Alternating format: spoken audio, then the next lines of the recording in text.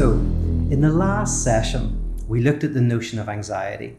And I talked about anxiety as a type of experience we have when we live between things. And in particular, I looked at the idea of the anxiety that exists between knowing and unknowing. And I talked about how we can often try to escape this anxiety by either fleeing towards some worldview that promises to have the ultimate answer, or by renouncing the entire pursuit and seeing it as some sort of fool's errand. So using the work of C.S. Lewis and Paul Tillich, I looked at this idea of a third way. Now, the third way wasn't some in-between that exists between knowing and unknowing. It isn't some sort of agnosticism, but rather it is a form of embracing both at the same time. And one of the examples I used was the idea of two people arguing about what truth is.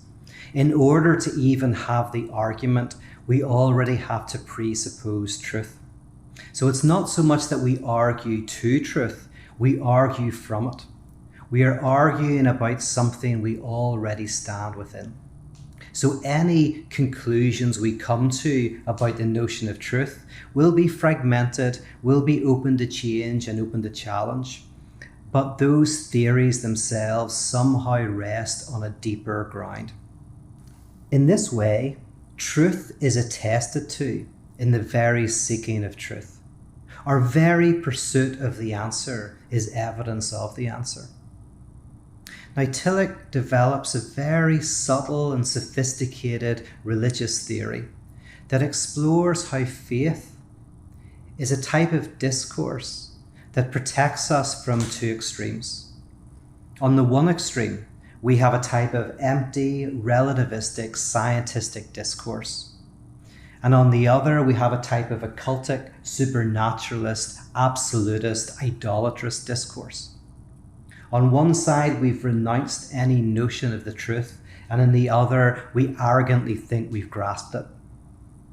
In contrast, Tillich explores this notion of ultimate concern, in which we need to be taken up in causes. We need to give ourselves over to what we believe is right, all the while having humility and openness to being wrong, committing ourselves with fear and trembling. In this way, faith invites us to embrace and celebrate a type of existence that doesn't lose unknowing in knowing, or knowing in unknowing, but that helps us to somehow embrace and affirm the struggle that these two poles create within us. In this session, I want to talk about a different type of anxiety. An anxiety not between knowing and unknowing, but between having and not having. A type of anxiety that creates desire. Now, the issue here is that we tend to want to grasp something that will fill our desire. We have a tendency to believe that there is something out there that will make us whole and complete in this life or the next.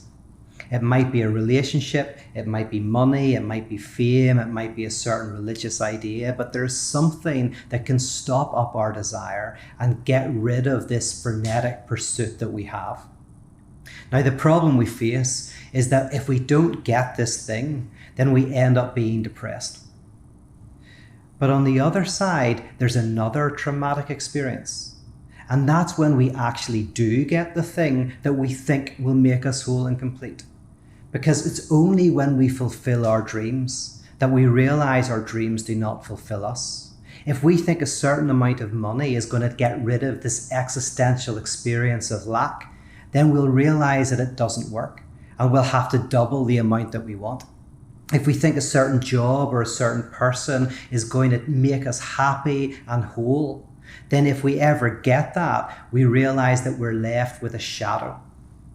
The philosopher Slavoj Žižek used the analogy of creationism to help us understand this. He said that for some creationists, fossils were put there by God to make the earth look old.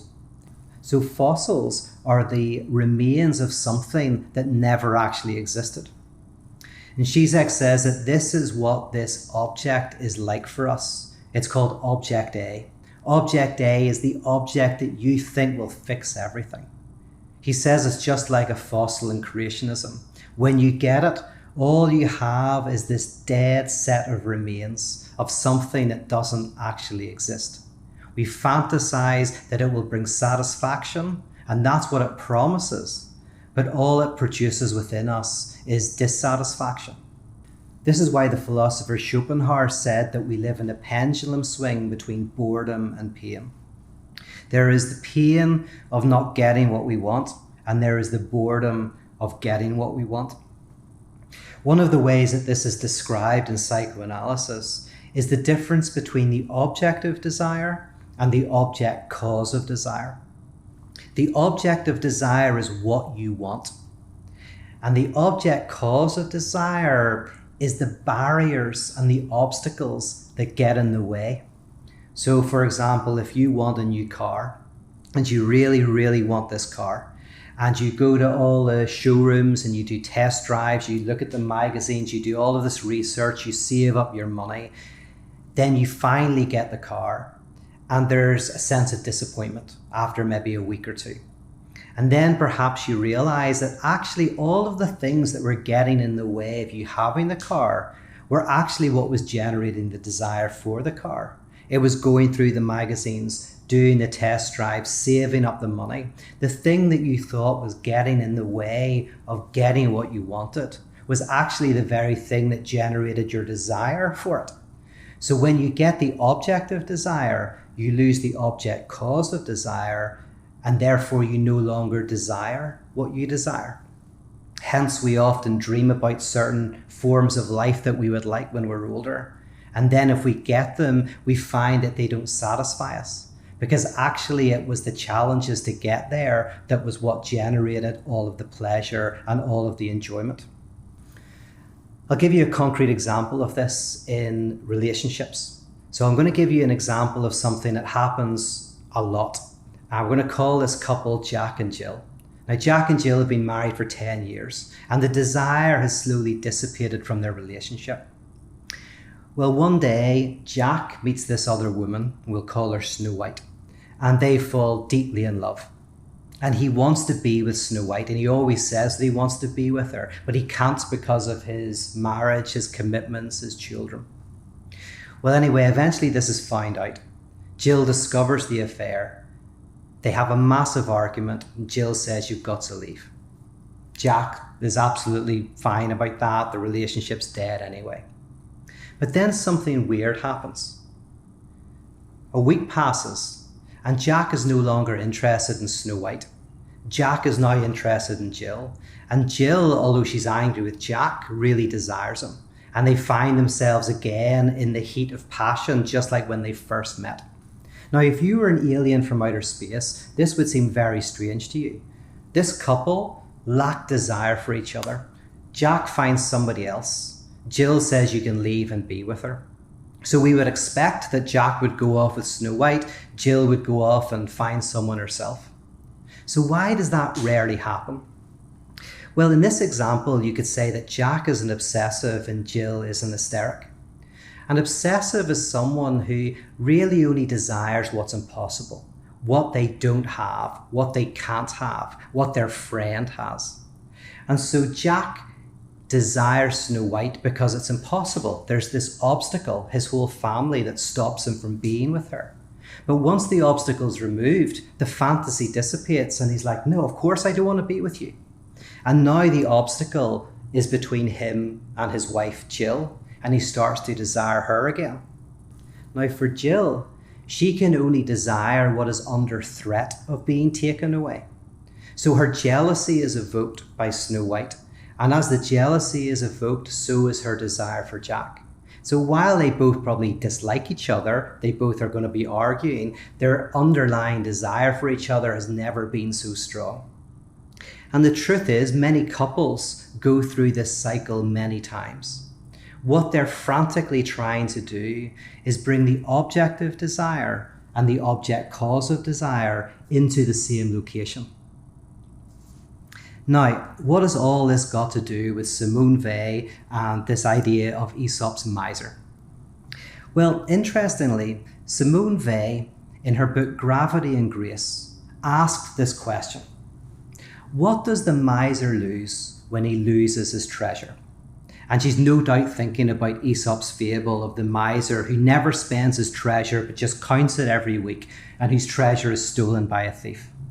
Now, the question that Simone Weil brings up is, why is this miser so sad? He never used the treasure. He was never going to use the treasure. So in some way, he didn't lose anything. In fact, that's what the neighbour implies whenever he throws some rocks into the hole and says, count those, it'll do you as much good. But there is something that the miser loses because he is deeply upset.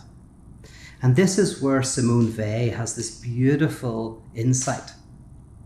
She says that the miser has found a way of getting satisfaction from living between having and not having.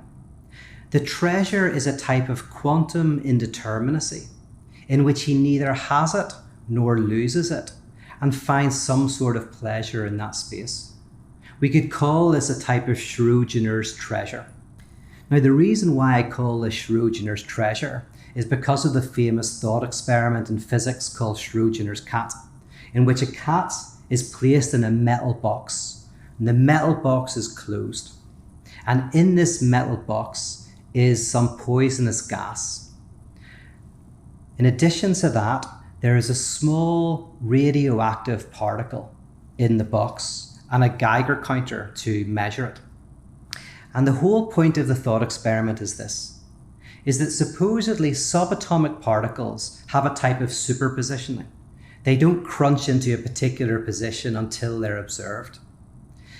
And so this particle that is within the box has a 50% chance of degrading and a 50% chance of not degrading.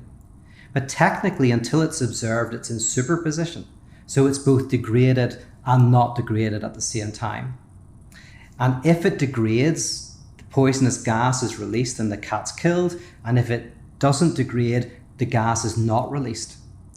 So technically, until we open the box and look inside, the cat is both alive and dead at the same time. Right? So in a similar way, this miser has a treasure that he both has and doesn't have at the same time. And in this space of quantum indeterminacy, he finds satisfaction. Now, Simone Weil says that's how desire works. There has to be a type of having and not having. And one of the problems with the miser is that he has an unstable form of maintaining desire. The treasure can be stolen or it can be used. Simone Weil says that we need a more stable form of this. And that's the place of religion. This is the place of faith. Now, I'll give you an example in daily life before I go on to what Simone Weil says about faith. If you take the idea of courtly love, amour courtois, which is where our notion of love comes from, which is from a notion in medieval France, where poets would write about a lady who was married to a lord, but who was in love with a knight. And the knight, in turn, was devoted to and in love with the lady. And in these poems, you would read about how the knight would dedicate his entire life to the lady and do all of these great tasks for her. And they could never be together, and yet they were completely intertwined. There was a golden thread that linked them. They both experienced each other's presence and absence at the same time, and this gave them both a sense of meaning, purpose, and depth within life. For Simone Weil, desire doesn't just bring meaning and depth to our lives. It is central to our subjectivity. It is central to being human. And faith is a language and a practice that keeps this experience of desire alive within us.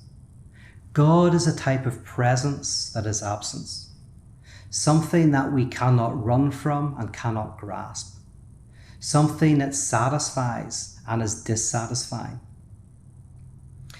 Simone Weil doesn't argue for the existence of God, but rather for the need of something that keeps the space of desire open.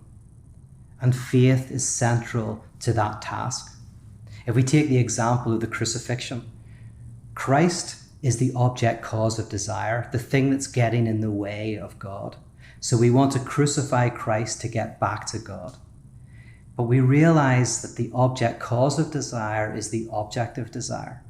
In other words, the obstacle to God is God. We also see this in Saul's conversion. Saul is persecuting this small group called the Christians who are getting in the way of the true religion. They are the obstacle that must be gotten rid of. And yet Paul has the insight through this voice that says, "Why are you persecuting me?" And he realizes that the obstacle to the divine is the divine. The object of desire and the object cause of desire, far from being in two different places, are brought together in one and the same place. So for Simone Weil, like Søren Kierkegaard, there is something about faith that is about embracing contradiction. A type of contradiction that is not anxiety producing, but life-giving. Now there's different names for this contradiction in different areas of life. In biology, it's called evolution. Evolution is the idea that an organism is not at one with its environment or itself, and this contradiction is what breeds complexity. In physics, as we've just looked at, it's called quantum indeterminacy, that being itself is not at one, and this is what generates everything in the universe. In mathematics, it's called the incompleteness theorem, where mathematics has a type of contradiction hard baked into it, which is what gives it its life, that it cannot prove its own axioms without falling into contradiction. In politics, this is called democracy, where the social body is not one, and that not oneness generates a democratic process that helps civilization.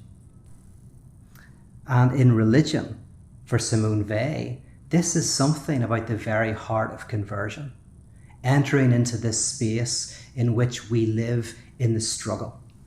In this way, the person of faith is a bit like the scientist whose love for truth is what fuels their pursuit of truth, whose dissatisfaction in their answers provides a certain form of satisfaction.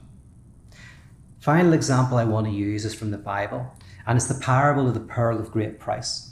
Now, on the surface, this is a very simple economic parable. It makes total sense. Somebody finds a parable that is priceless. They sell their possessions to own this priceless pearl. And yet that's complete insanity.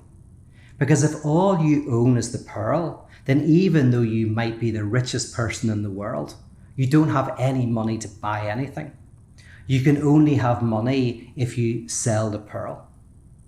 And so we find in this parable a beautiful analogy of what Simone Weil is talking about. That somehow in the richness there is poverty. That somehow in the having there is not having. And this gets us to the heart of what it means to have faith.